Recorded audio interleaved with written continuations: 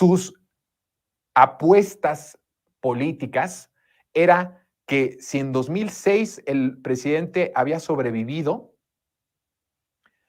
en 2012 era poco probable porque no había llegado con tanta emoción y tanta pasión como fue la primera campaña presidencial, y entonces dijeron, ya políticamente López Obrador no va a lograrlo. Entonces, en 2018 va a haber pocas posibilidades de que López Obrador llegue a la presidencia. Entonces vamos a tener muchos más sexenios o mucho más tiempo para afianzar el negocio. Evidentemente que sus cálculos, afortunadamente, no fueron buenos y el hartazgo popular empezó a crecer cada vez más y tuvo un cauce pacífico y un cauce, digamos, hasta lógico y de sentido común, que el cauce de toda la indignación, de toda la esperanza, de todo el deseo de que este país cambiara, se encarnara en López Obrador y en el movimiento de López Obrador. Y entonces llega el 2018, o sea, empieza a acercar el 2018 y ven en López Obrador que no estaba muerto políticamente y que era alguien peligrosísimo. De ahí que viene la idea, que ya también aquí hablé de esto, de una reunión de empresarios en donde abiertamente un grupo de empresarios dice eliminar físicamente a López Obrador es la única opción que nos queda. Ya he hablado de ese tema. Hay que conectarlo a este. Cuando empieza a haber el Pacto por México y empieza a haber estas cuestiones de políticas, lo de Ayotzinapa, lo de la Casa Blanca, toda la parte de la corrupción, el hartazgo de la política internacional, porque hay que recordar que Enrique Peña Nieto tenía la intención abierta y cínica de entregar nuestros energéticos, de privatizar Pemex, son las llamadas reformas estructurales, y empieza a ejecutarlas, y eso ellos ya habían calculado que esto iba a traer muchísimo malestar en la sociedad, pero no se imaginaban que el cauce de ese malestar, de esa esperanza, de ese avivamiento de la esperanza que López Obrador fue sembrando pueblo por pueblo, iba a tener su interpretación máxima o su clímax máximo en las elecciones de 2018. Cuando se dieron cuenta que López Obrador estaba empezando a ser imparable, piensan en la eliminación física de la persona, no prospera esta idea porque los otros empresarios dicen, nos va a salir peor esto, entonces dicen, no, no por ser buenas personas, sino porque va a salir peor socialmente que alguien toque un cabello a López Obrador, se retira esa propuesta, pero ellos ya sabían que necesitaban un cártel que trabajara a imagen y semejanza de sus intereses. Y el cártel Jalisco Nueva Generación tiene características económicas, características del modo en el que operan, el modo en que se comunican, el modo en el que mediáticamente son visibles, que parece más un cártel político que un cártel de la droga de los años 80 en nuestro país. Es entonces el cártel Jalisco Nueva Generación un brazo armado, no solamente un brazo armado hasta los dientes, por armas que ellos dejaron pasar y que ellos les dieron. Ojo, cuando sucede lo de Rápido y Furioso, que todo el mundo habla de Rápido y Furioso, pero existieron entre Fox y Peña Nieto al menos 6 operativos fallidos, supuestamente fallidos, de la misma intensidad que Rápido y Furioso en sexenios de Calderón, de Fox, Calderón y Peña Nieto. Todas esas armas son las que hoy hacen que el cártel Jalisco Nueva Generación tenga el poderío de armas que tiene. Entonces, crearon en tan poco tiempo un cártel que fuera armado. ¿Y cómo compras armas? Pues con dinero. ¿Y dónde está el dinero? Pues en esta red, en donde hay empresarios, querida audiencia, donde hay gente del entretenimiento, en donde hay políticos. Es una red monstruosa. Todavía no conocemos los nombres completos de los empresarios, porque crearon una red tan sofisticada, tan bien estructurada para que no se conociera que esta empresa pertenece a este político o que pertenece a este empresario o a este grupo de empresarios. Lo hicieron de una forma muy bien estructurada, muy bien hecha. No puedes crear una estructura, por más inteligente que seas, tan bien armada, sin que la inteligencia del ejército o el aparato del CISEN en ese momento se diera cuenta de que estaba creciendo un imperio de armas y un imperio de dinero.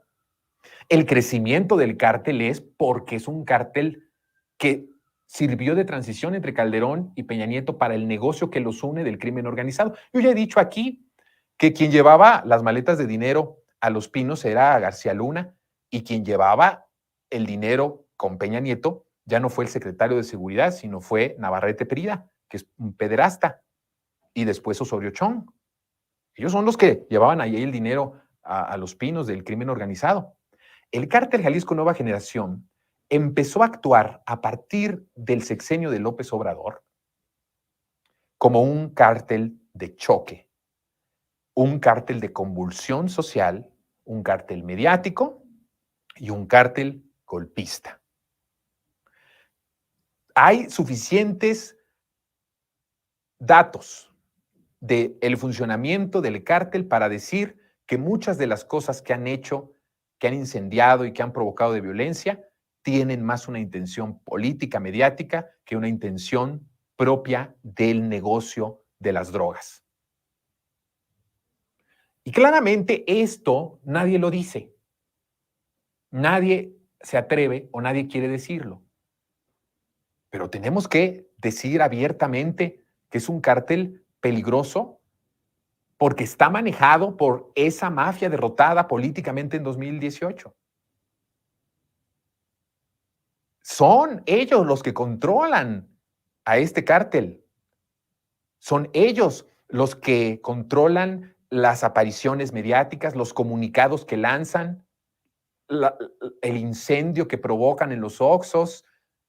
Todo esto tiene un objetivo claro, que es justamente el empezar a tener cada vez más la posibilidad de que el país es un caos, de que el país se le fue de las manos a López Obrador y entonces estamos en un caos en donde tenemos que tener la intervención de Estados Unidos. Todo está conectado, querida audiencia. Nada es casualidad. Si nada es casualidad en política, menos en geopolítica.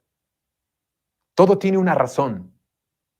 Este cártel sirve a los intereses de la oligarquía, a los intereses más oscuros y perversos de la política del pasado que fue derrotada en 2018.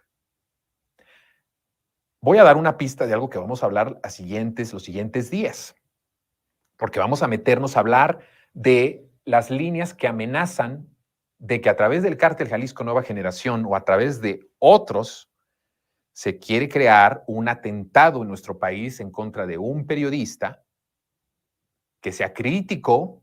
Ya pasó con Ciro Gómez Leiva. Y yo lo advertí en televisión abierta.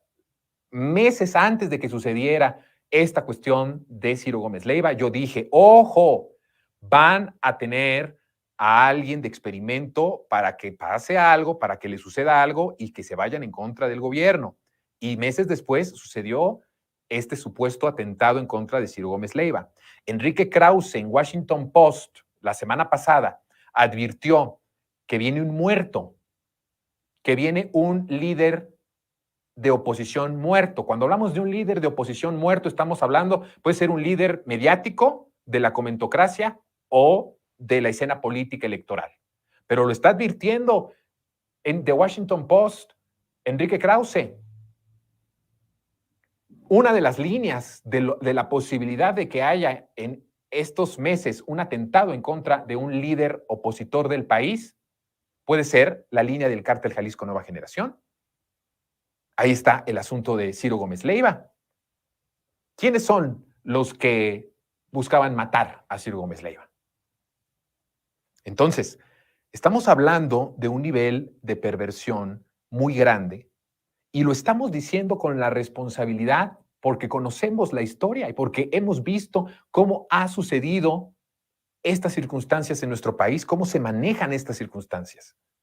Entonces, vamos a hablar de la advertencia de Enrique Krause. Tal vez lo vamos a hablar, no sé si mañana, no sé si el miércoles, no mañana no, el miércoles o el jueves vamos a hablar del tema de Enrique Krause.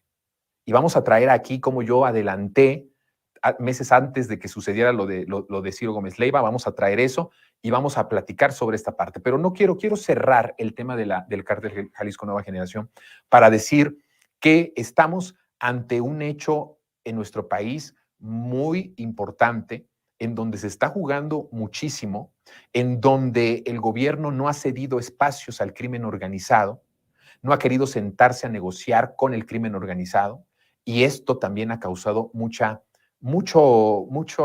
digamos, enojo, mucha ira por parte de los líderes del crimen organizado. Y ver al cártel Jalisco Nueva Generación como un cártel político, como un cártel del golpeteo, como un brazo armado, así, un brazo armado del régimen que fue derrotado en 2018, nos serviría a entender muchísimo el grado de violencia, los actos violentos hacia quién van dirigidos, la manera en cómo mediáticamente se están manejando acontecimientos hechos o llevados a cabo por el cártel Jalisco Nueva Generación. Todo esto nos lleva a pensar que este cártel, que evidentemente fue financiado, empoderado y armado por Calderón y por Peña Nieto, siguen estando hoy a las órdenes de estos y de otros que están al frente de la derecha mexicana derrotada en 2018.